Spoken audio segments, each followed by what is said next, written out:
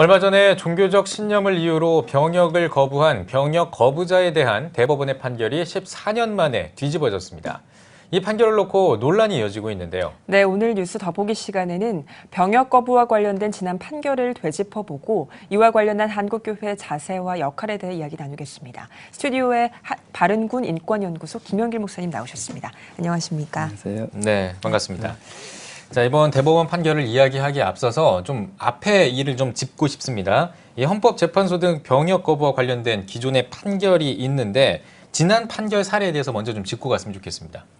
네, 먼저 2004년도와 2011년도에 헌법재판소에서 이 문제가 판결이 있었죠. 그때는 압도적으로 병역 거부에 대해서는 당연히 합헌 판결이 나왔고요. 가장 가까운데 지난 6월 28일 날 헌법재판소에서 이제 처음으로 병역법 88조 1항, 소위 군대 안 가면 3년 이하의 징역에 처한다. 그 부분에 대해서는 합헌 판결을 내렸습니다. 단지 대체복무제 도입을 하지 않았다는 병역법 5조에 대해서 거기에 대해서 이제 대체복무제를 도입하라는 그런 판결이 있었습니다. 네. 14년 만에 병역 거부가 유죄에서 무죄로 판결이 났습니다. 이런 대법원 판결이 나온 배경 어디에 있다고 보십니까? 먼저 지난번 헌법재판소의 판결이 국민적 합의에 없이 병역법 문제는 전 국민이 공감대가 형성된 상태에서 돼야 되는데 헌법재판소의 판결이 어떤 병역을 거부하는 소수에 의해서 어떤 투쟁적 어떤 결정으로 이게 일어났기 때문에 상당히 국민적 논란이 있었습니다. 그런데 그것이 한 단계 더 나아가 가지고 이번에 대법원에서 이제 판결이 났는데요. 이 대법원 판결은 아주 큰 의미가 있습니다. 이 전원 합의체 판결은 헌법 소원도 할 수가 없어요. 이거 아예 헌법보다 훨씬 더 권위 있는 대법원의 전원 합의체 판결이기 때문에 큰 영향이 있는데요. 먼저 그 내용을 조금 살펴보면 지난번 88조 1항에 우리 병역법에 이렇게 되어 있습니다. 정당한 사유 없이 병역을 거부하면 이렇게 3년 이하의 징역에 처한다 되어 있는데 이게 정당한이라는 그 이유에 여호와의 정인을 정확하게 콕 집어서 이게 표시를 한 것이죠. 그러다 보니까 헌법 제 20조에 정교 분리의 원칙에 어긋나지 않느냐 이런 의견이 있을 정도로 어떻게 한 특정 종교에 대해서 병역 거부에 대해서 인정해 주느냐 그렇게 아주 논란이 있고요. 특히 알다시피 여호와의 정인은 국가를 부정하고 또 수혈을 거부한다든지 사회적으로 논란이 있었던 그런 종교인데 이 종교에 대해서 특별히 인정했다는 것은 좀 많은 국민적 합의를 이루지 못하는 그런 상태에 있습니다.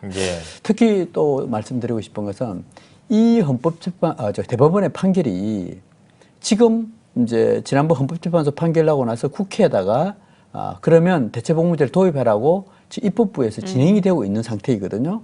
그런데 우리나라 상권분리에 유발될 정도로 사법부에서 국회에다가 여호와의 정의는 병역을 거부해도 그게 무죄이다라는 어떤 가이드라인을 미리 제시해버린 거죠.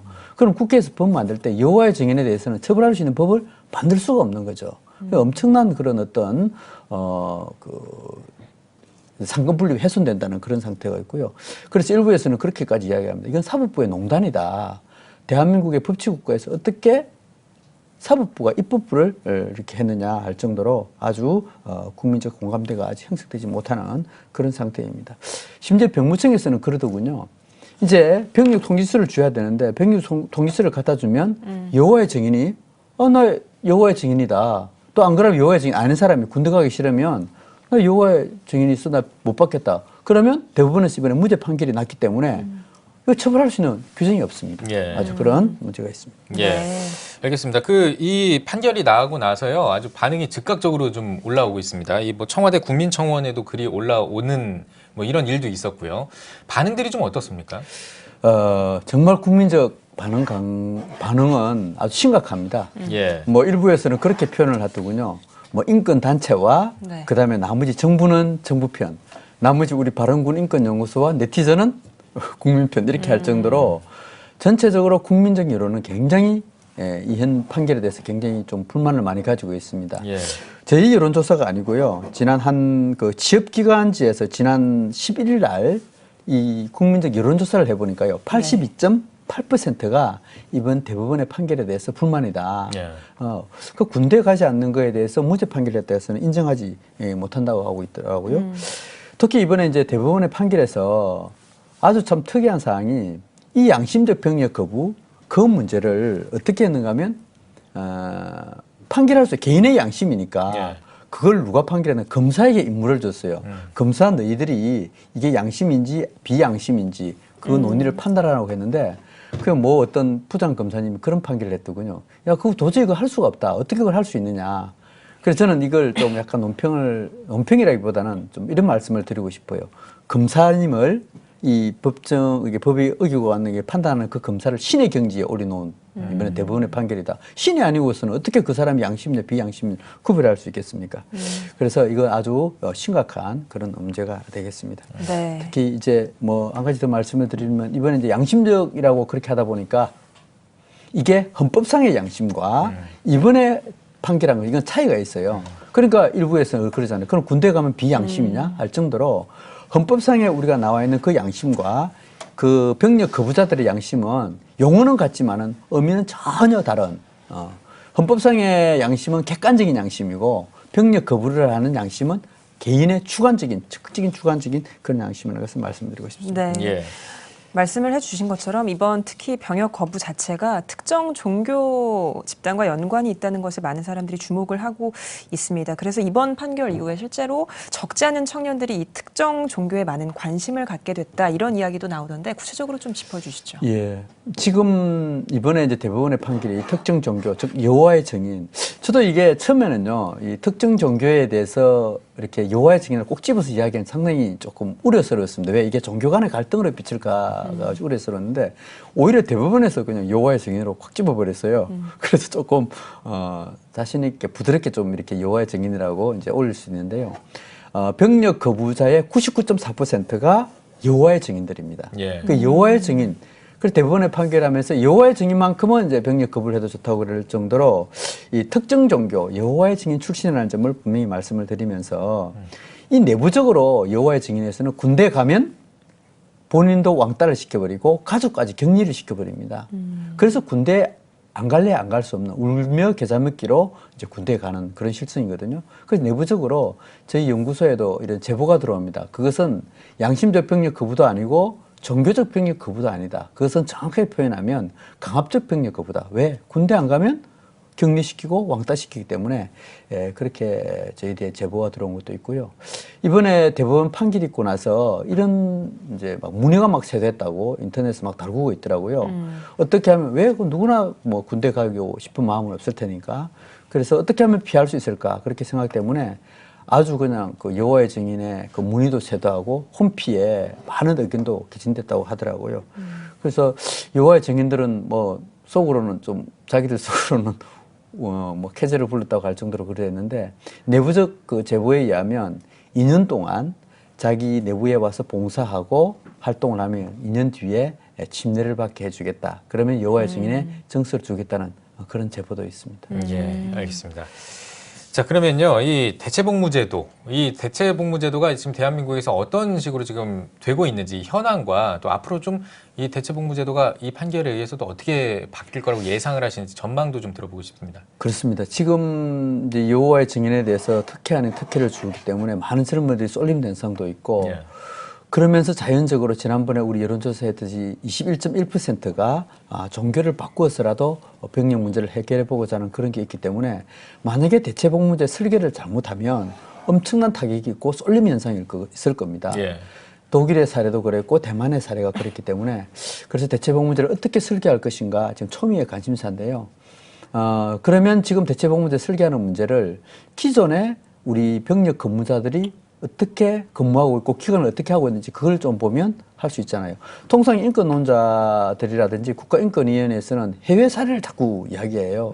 어제도 뭐 국가인권위원장이 국방부 장관을 만나서 뭐 28개월 해야 된다. 그러면 당연히 쏠릴 수밖에 없는 거죠. 그렇게 예. 설계하겠다는 큰일 났는데요.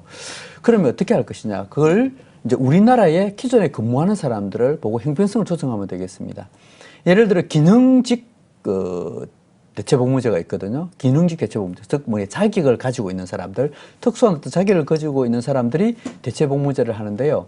그 사람들은 34개월을 근무해요. 34개월을 근무하고 또 예비군에 편성이 됩니다. 예비군에 편성이 되고 또 동문회도 응시되고 그럼 34개월을 근무를 해요.